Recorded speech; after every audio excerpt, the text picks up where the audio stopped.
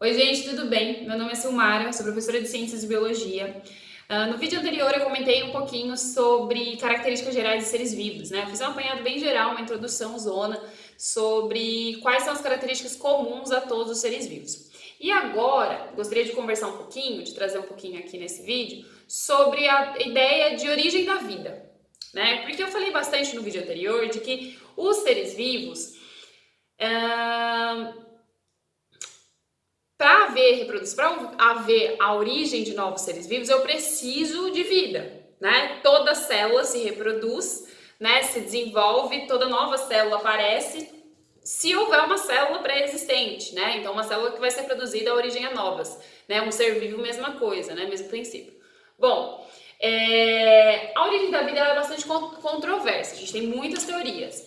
E eu só vou trazer aqui um apanhadinho geral das mais aceitas, né? Da mais aceita, na verdade, né? De toda forma, a gente tem que ter em mente que o planeta Terra nem sempre foi como é hoje, né? Então, as características gerais do planeta influenciaram aí no surgimento de vida aqui.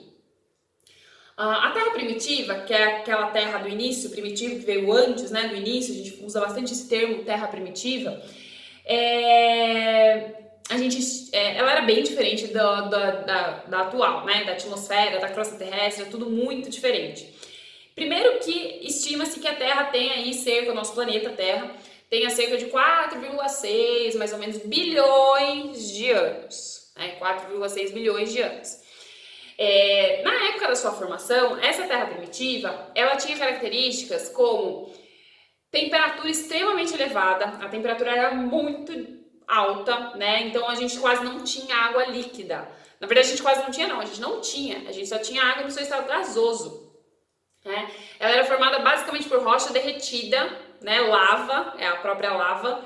E o planeta era imensamente atingido por grandes meteoritos, havia muitas tempestades com muita descarga elétrica, né? Mas essa água que caía, né? Então eu falei da tempestade, então se havia chuva, a água que caía, ela rapidamente evaporava por conta da temperatura, então não se acumulava água ali. Com o passar de muitos anos, milhões de anos, as coisas foram mudando, né? As características do planeta foram mudando. Uma delas, aqui associada com a teoria de origem da vida, é a de que o planeta passou a resfriar. A temperatura começou a diminuir. Isso possibilitou a existência de água líquida. E aí a gente diz que houve o surgimento dos primeiros oceanos. Porque por conta das grandes tempestades, meteoritos, enfim, a gente foi surgindo no nosso planeta valas, né? E nessas valas começou a se acumular, conforme o planeta foi resfriando, água líquida. E aí foi considerado esses primeiros oceanos aí os grandes berços da vida, como são chamados, né? Então, esse ciclo de evaporação e precipitação, né? A água evaporava, logo depois precipitava na forma de chuva e logo evaporava novamente, começou a ter um intervalo maior para acontecer. Então começou a ter aí maior tempo de água líquida nesse planeta, formando o que a gente chamou de oceanos. Bom, no caso, deixa eu tirar essa caneca daqui, que eu tô com medo de bater porque eu tô com a mão na frente. Bom, as teorias sobre a origem da vida, ela vai dizer que a teoria mais aceita vai dizer que a vida surgiu nesses oceanos, nesses primeiros oceanos, não é à toa. E quando a gente se pergunta se existe vida em outro planeta, a primeira pergunta que vai ser feita, na verdade, é se existe água, se já existiu água, se tem a mais remota possibilidade de ter água líquida nesse local. Justamente porque a gente sabe que, de acordo com o que a gente entende sobre vida, claro, baseado no tipo de vida que a gente tem nesse planeta, todas elas dependem de água líquida, sobretudo. Então, umas mais, outras menos, mas todas dependem da água. Então, a gente acredita que a vida surgiu nesses oceanos, então, nesses primeiros oceanos, e aí o que a gente teve foi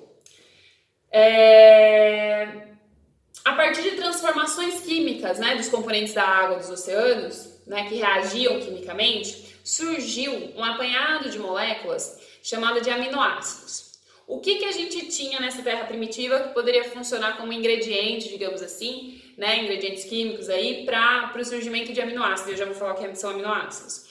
A gente tinha amônia, a gente tinha hidrogênio, vapor d'água, água no estado de vapor, sobretudo, e gás metano. A gente tinha muitas descargas elétricas, como eu falei, e os aminoácidos, a teoria mais aceita é de que os aminoácidos surgem a partir desses ingredientes que eu mencionei: amônia, hidrogênio, metano, gás metano e vapor d'água. Não tinha oxigênio, né? Era uma outra atmosfera. Esses aminoácidos, quem são eles? Aminoácidos são micromoléculas que formam proteínas. Proteínas é uma macromolécula, né?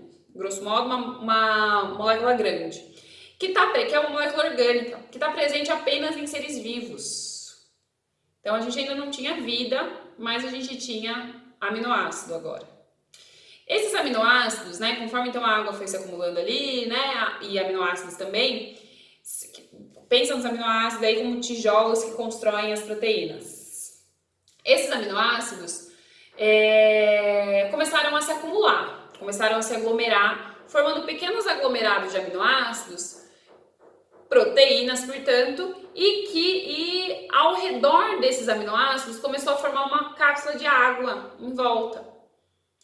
Ao nome disso, a gente dá o nome de coacervados, né? Não é bem um novo ser vivo, mas é aquilo que ao longo do tempo nos parece ter adquirido a capacidade de vida. Porque essas moléculas, a gente fala em evolução molecular, essas moléculas aí que surgiram, moléculas orgânicas que até então a gente não tinha, passaram a adquirir capacidade reprodutiva. Ou seja, ou melhor, de duplicação. Quem tem isso? Só os seres vivos, como eu comentei no vídeo anterior. Capacidade de reprodução, né? 1 vira 2, 4, enfim, e assim por diante. E isso foi testado, né? Teve vários experimentos, não vou entrar nesse detalhe agora, mas isso foi testado por vários cientistas. E aí tem um experimento específico que foi feito em 1953, se não me engano, que é do Stanley Miller, um estadunidense, que testou uma teoria que é de 2 outros cientistas, Haldane e Oparin, em que ele simulou as condições da Terra primitiva em um laboratório e detectou que, a partir daquelas condições que a gente acredita, dessa Terra primitiva, né, desse início dessa formação dessa Terra, né, como eu falei, muito quente, né, tinha muita atividade vulcânica no início, tinha muita tempestade, enfim, surgiu aminoácidos, surgiu moléculas orgânicas no experimento dele. Então ele simulou todas essas condições e percebeu que é possível sim, a partir desses ingredientes, o surgimento de aminoácidos. A aminoácido é uma molécula apenas encontrada em seres vivos, porque é uma molécula orgânica, faz parte das proteínas, formam seres vivos. Eu comentei no vídeo anterior também que uma coisa em comum que a gente tem entre todos os seres vivos é a composição química, né? E proteínas é comum a todos os seres vivos, seja ele um ser humano, seja ele uma bactéria. Claro que esses coacervados, que eu falei no início, anteriormente, né? Eles ainda não eram uma célula como a gente conhece hoje, uma bactéria, por exemplo, enfim. Seria ainda muito mais primitivo do que a gente entende aí por vida. Mas, ao longo do tempo, com a capacidade de duplicação, essas moléculas começaram essas estruturas moleculares começaram a mudar.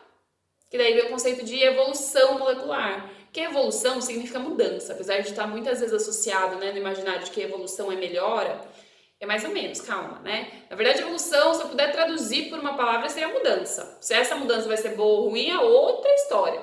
Mas as mudanças acontecem a partir do momento que acontece a reprodução. Essa mudança é ao acaso. Pode ser uma mudança no material genético, uma mutação, enfim, ou causada por agentes externos, ondas eletromagnéticas, raios ultravioleta podem causar mudança no material genético. Enfim, que era também algo que surgiu, né, depois dos aminoácidos, das proteínas, surge ácidos nucleicos dessa receitinha aí, né, que são material genético, enfim. Então, basicamente, a gente teve a formação, resumidamente aqui, a gente teve a formação dos oceanos, acúmulo de água líquida agora, fundamental para o surgimento de vida, da vida que a gente conhece. Esses oceanos possibilitaram, né, esse espaço possibilitou a produção de proteínas mais água, formou os tais dos coacervados que eu mencionei. Ao longo do tempo, esses coacervados adquiriram aí estabilidade e foram se tornando mais complexos, né, mudaram, evoluíram. Bom, e aí a gente tem a teoria celular, né, que eu já mencionei, inclusive bastante no vídeo anterior.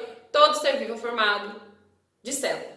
Teoricamente, todo ser vivo é formado de uma célula, ao menos uma célula, né? Com exceção dos vírus que eu falei no vídeo anterior, que eles são diferentes porque eles não possuem célula própria, eles têm uma simplicidade muito maior na sua estrutura, formado de proteína, olha a proteína aí, proteína, material genético, tem que ter, mas precisa da célula de um hospedeiro para se reproduzir, então eles não têm nem metabolismo próprio.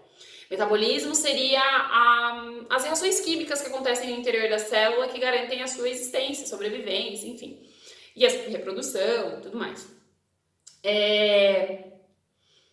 Bom, os vírus então não possuem, mas dependem da célula de um hospedeiro para se reproduzir.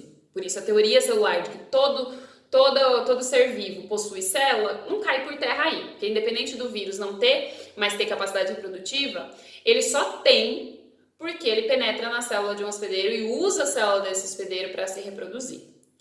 Tá. Uma outra coisa que eu queria finalizar aqui e fechar esse vídeo é, hoje a gente tem dois tipos básicos de célula. Células procarióticas e eucarióticas. Tá. E isso não tem nada a ver com conservado, quer dizer, até tem, né? Na verdade, ao longo do processo evolutivo, né, dessa evolução molecular, a gente tem aí células agora que a gente define como procariótica e eucariótica. Qual que é a diferença básica entre célula eucariótica e procariótica? Célula eucariótica tem dentro dela, ela tem uma membrana no seu interior, uma membranosa que envolve o material genético, que é o que a gente chama de núcleo. Então, basicamente, a diferença entre esses dois tipos de célula é: célula eucariótica possui um núcleo organizado e célula eucariótica possui núcleo, célula eucariótica não tem, é mais simples. Quem, por exemplo, tem células procarióticas são as bactérias. O material genético, então, fica solto no citoplasma, quase solto, né? Fica lá no citoplasma, disperso no citoplasma, que seria a parte interna da célula, né? Diferente aí da célula eucariótica, que nós temos, as plantas têm, a maioria dos seres vivos, na verdade, tem célula eucariótica, que é um pouquinho mais complexa. Mas eu vou parar por aqui, vou deixar para fazer um apanhado mais, né, profundo de células em outro momento, né, e aí eu trago mais detalhes, né. E é isso, espero que vocês tenham gostado do vídeo. Qualquer dúvida, sigo à disposição, pode mandar mensagem nos comentários, e por hoje é só. Tchau, tchau, gente!